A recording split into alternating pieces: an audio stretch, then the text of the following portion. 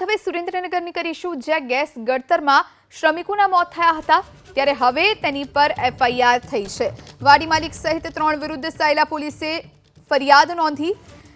ચોરવીરામાં કૂવો ખોદતા 2 શ્રમિકો ગેસ ગળતરથી મૃત્યુ પામ્યા હતા। ગેસ ગળતરથી 2 શ્રમિકોના મોત થયા, એક ગંભીર થયો હતો। મૃતદેહને પોસ્ટમોર્ટમ માટે સાયલા ખસેડવામાં આવ્યા। વાડી માલિક પીઠાભાઈ પાંચાલ વિરુદ્ધ ગુનો દાખલ થયો છે। ગોપાલ ભરવાડ, બાબુ આલ વિરુદ્ધ પણ ગુનો નોંધાયો છે।